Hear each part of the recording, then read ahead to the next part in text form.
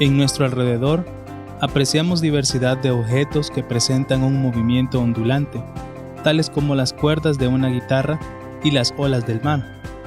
Pero también existen movimientos ondulatorios que no somos capaces de apreciar, por lo cual es necesario entender a qué nos referimos cuando hablamos de ondas.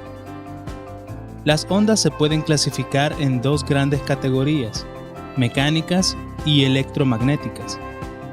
Las ondas electromagnéticas son producidas por la oscilación de campos eléctricos y magnéticos.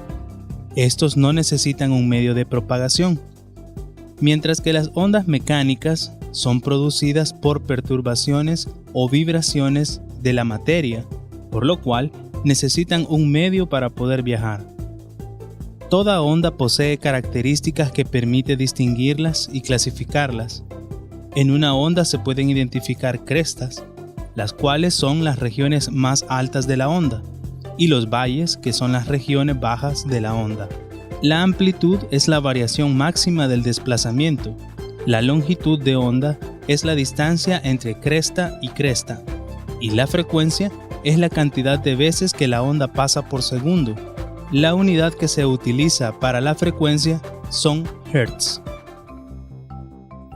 Por el tipo de movimiento que tienen las ondas, se pueden catalogar como transversales y longitudinales. Las ondas transversales son las ondas en las cuales la dirección en que viaja la onda es perpendicular al movimiento de los segmentos que forman las ondas. En otras palabras, si la onda viaja de izquierda a derecha, un punto cualquiera de la onda seleccionado al azar se moverá de arriba hacia abajo. Este es el caso de agitar una cuerda. En el caso de las ondas longitudinales, el movimiento de la onda y los segmentos que la conforman van en la misma dirección, de tal forma que si la onda se desplaza de izquierda a derecha, cualquier punto de la onda también se moverá de izquierda a derecha. Una forma de evidenciarlo es al estirar un slinky y generar pulsos de ondas. Son precisamente las ondas longitudinales las que más nos interesan, ya que el sonido es un tipo de onda longitudinal. Al estar platicando, las partículas de aire se mueven y éstas se van empujando la una a la otra, produciendo la onda longitudinal. El fenómeno de la resonancia puede darse en las ondas mecánicas. Para alcanzar la resonancia se necesita de una fuerza externa a la onda. Esta fuerza externa debe tener la característica de ayudar o favorecer el aumento en la amplitud de la onda. La resonancia es fácilmente evidenciada en los parques cuando los niños juegan en los columpios. Desde el momento que se da el primer empujón, intuitivamente esperamos a que el columpio llegue a nosotros para dar el siguiente empujón, dando como resultado un aumento en la amplitud de la oscilación que se realiza. Este proceso se vuelve a repetir. Esperamos que se acerque el columpio y lo volvemos a empujar y así sucesivamente. Quiere decir que la frecuencia del columpio debe coincidir con el de la fuerza externa para que puedan resonar. Otro ejemplo de resonancia son los diapasones. Si uno golpea un diapasón, este produce una frecuencia en específico. Si solo golpeamos el diapasón, este comienza a vibrar y producir sonido. Pero si lo montamos sobre una caja, este aumenta su intensidad sonora. Esto sucede porque la caja también vibra y lo hace en la misma frecuencia que el diapasón, por lo cual logra la resonancia y así poder incrementar el sonido. Un juguete que es muy común en nuestros pueblos es el ron-ron. A más de alguna persona le hemos causado un disgusto con este juguete, sobre todo por el sonido intenso que produce.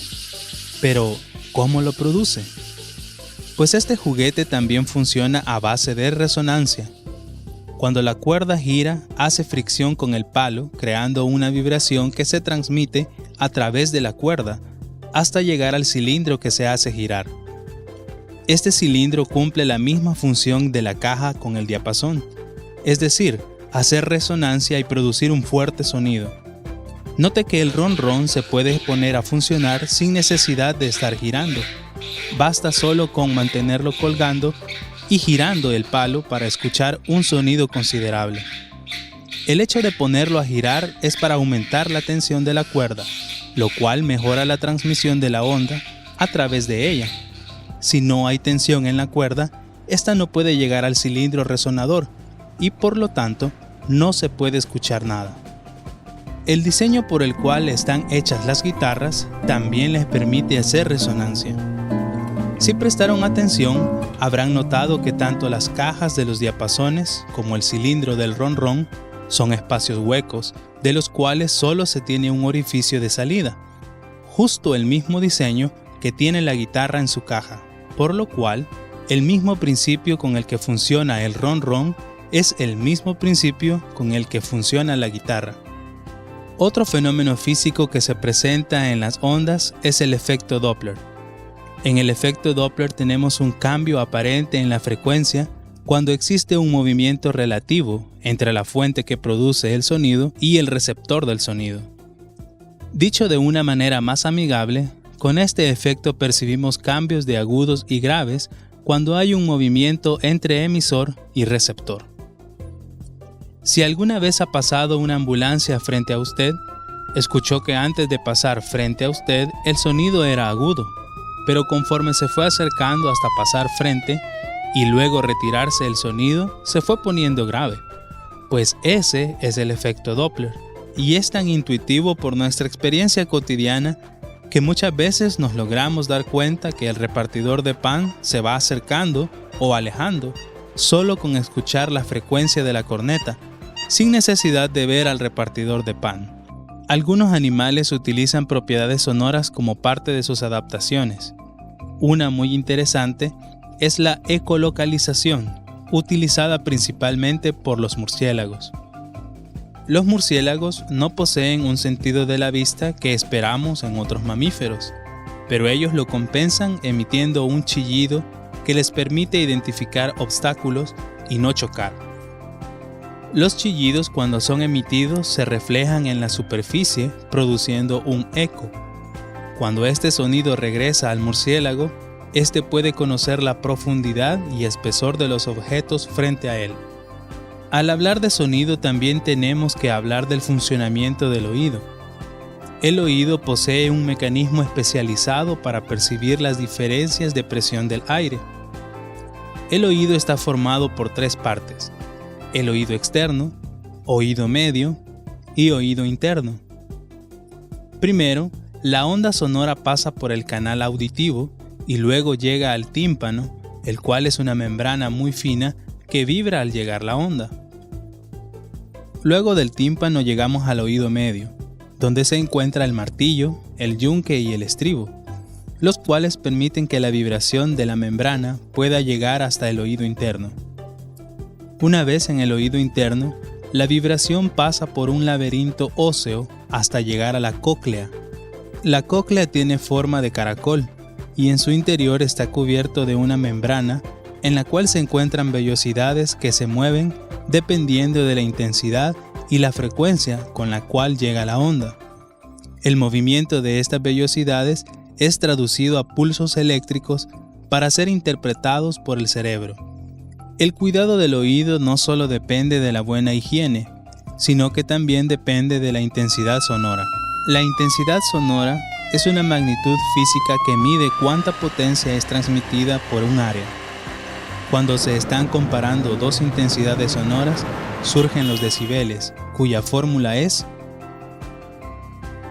la intensidad que se toma como referencia es la mínima intensidad de audición del humano, el cual corresponde a, de tal manera que un valor menor a este nos es totalmente imperceptible. El umbral del dolor es la intensidad sonora que produce malestar y dolor en el oído, y se alcanza con una intensidad de. Al hacer las matemáticas necesarias, se obtiene que el valor en decibeles del umbral del dolor es de 120 decibeles. Los valores promedio de decibeles para algunos sonidos son: umbral de audición, 0 decibeles; susurro de hojas, 10 decibeles; murmullo de voces, 20 decibeles; Radio a volumen bajo, 40 decibeles.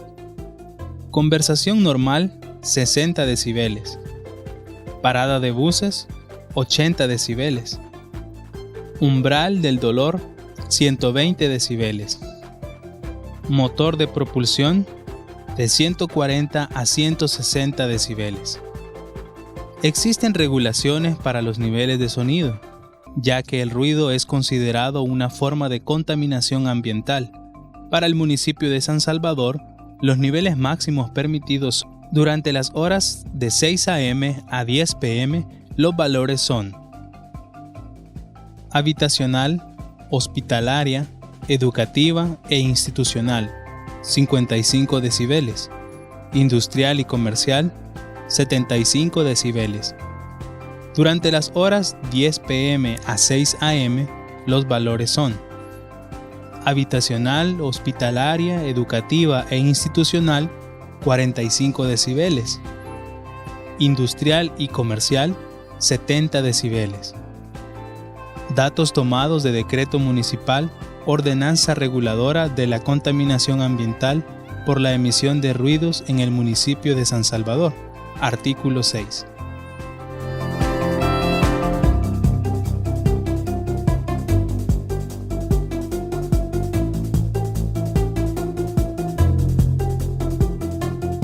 Esperamos hayas disfrutado de este video y te invitamos a que investigues más sobre este interesante tema.